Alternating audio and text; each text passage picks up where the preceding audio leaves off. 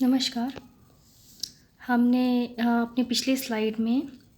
Paper 10 creating an inclusive school के अंतर्गत अवधारणा जो डेवलपिंग स्कूल की जो अवधारणा है उसके अंतर्गत रोल ऑफ टीचर या teachers attitude in inclusive classroom जो है उसके विषय पर चर्चा की थी। आज हम इन स्लाइड्स में role of family in inclusion and role of community for inclusion पर बात करेंगे। रोल ऑफ इंक्लूशन जो है आपका जो समावेशन है, समावेशन के अंदर पहले हम role of community for inclusion जो है उसके बारे में जानकारी प्राप्त करते हैं। जैसे कि हम जानते हैं जो समुदाय है, जो हमारा हिंदी का जो वर्ड समुदाय है वो इंग्लिश वर्ड यानी कम्युनिटी जो वर्ड है उससे डिराइव लिया गया है अंग्रेज़ी में। तो कम्युनिटी जो है वो दो शब्दों से मिलकर बनाया गया है, COM कॉम अर्थात जो है टुगेदर यानी कि एक साथ आना, और MUNIS मुनिस का मतलब है टू सर्व यानी कि सेवा करना। तो अगर हम दोनों को मिला करके कम्युनिटी करके पूरा देखते हैं तो इसका मतलब आ जाएगा टू सर्व टुगेदर यानी कि मिल कर सेवा करना। यानी कि हम कह सकते हैं कि एक ऐसे जो ग्रुप है, एक ऐसा ग्रुप है या ऐसे लोगों का जो समूह होता है जो कि एक साथ मिलकर रहता है, एक दूसरे की सेवा करता है, सहायता करता है, एक दूसरे के साथ मिलजुल करके अपने सुख दुख को बांटते हुए अपने जो जीवन है उनको चलाने का कार्य करता है। तो जितने भी समूह हैं या जितने भी ग्रुप्स हैं इस तरह से जो रहते हैं उनको हम समुदाय या कम्युनिटी के रूप से या नाम से जानते हैं। वो एक पर्टिकुलर एरिया में रहने वाले लोग हो सकते हैं, उनकी जो कुछ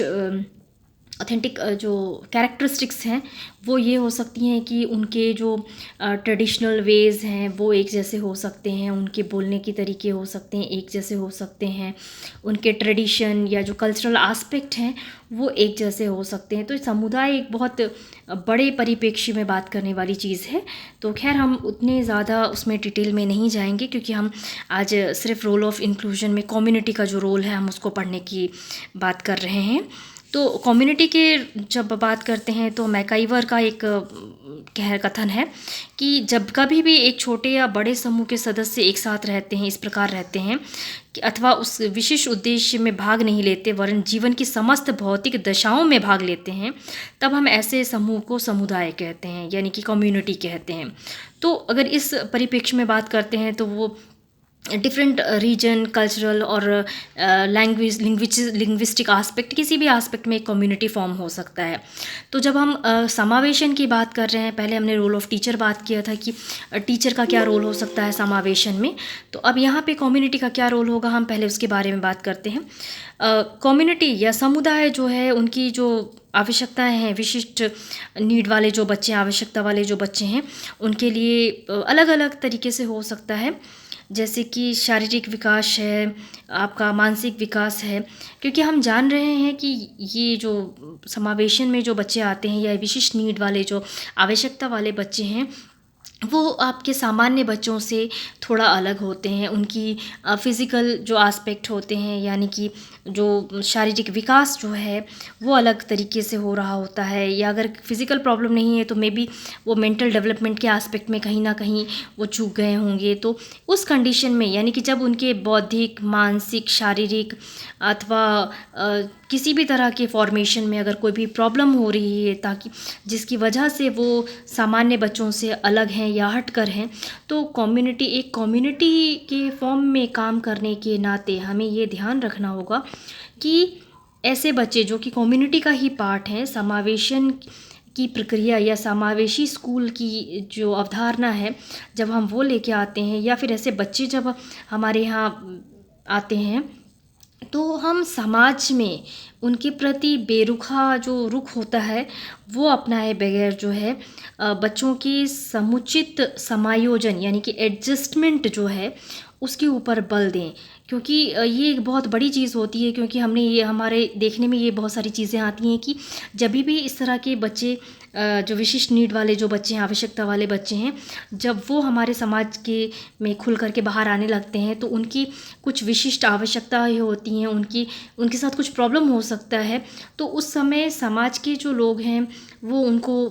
एडजस्ट करने में या अपने आप में अपने ही में से आए हुए एक व्यक्ति के रूप में ना अपना करके एक प्रॉब्लमेटिक जो सिचुएशन के वाले जो व्यक्तित्व है उसके रूप में देखते हैं। तो हमारा सबसे पहला जो रोल होता है कि कम्युनिटी में इन बच्चों को समायोजित किस तरह से किया जाए, ये एक प्रक्रिया होनी चाहिए कि उनके फिज़िकल, मेंटल और जो बौद्धिक जो विकास है या जो उस तरह की इंटेलेक्चुअल जो विकास है उनको ध्यान में रखते हुए उनके लिए इस तरह की एक्टिविटीज़ जो है या उस तरह की जो चीज़ें हैं वो करवाई जानी चाहिए, ताकि समाज के एक पार्ट होने के नाते उनका उत्तरदायित्व लेते हुए समाज को आगे बढ़ाने का कार्य, क्योंकि वो एक समाज का पार्ट है, तो उनको समाज के एक पार्ट के रूप में लेते हुए उनको उसका भाग समझते हुए उनके विकास के साथ साथ ही लोगों और उस तरह की अवेयरनेस, लोगों के बीच में वो अवेयरनेस में जो फैलाने की बात, जागरूकता फैलाने की जो बात है वो आपकी होनी चाहिए कि इन बच्चों को किस तरह से समाज के पार्ट के रूप में मतलब प्रेरित किया जा सके, उनको जोड़ के रखा जा सके, उनके अंदर भी या लोगों के अंदर इस तरह की भावना की जाए कि उनको हीन भावना से देखने की बजाय या इन्फीरियरिटी को जो चीज़ें हैं इन्फीरियर वे में देखने के बजाय उनके अंदर वो पॉजिटिव चीज़ें, ताकि वो भी समाज का एक पार्ट के रूप में, मतलब अपने आप को समाज से हटाया हुआ व्यक्ति या एक छोड़ के कहीं छोड़ा हुआ एक अलग परित्यक्त किया हुआ व्यक्ति जो होता है ना, उस तरह से ना देखते हुए अपने आप को समाज के एक पार्ट के रूप में देखना शुरू करें।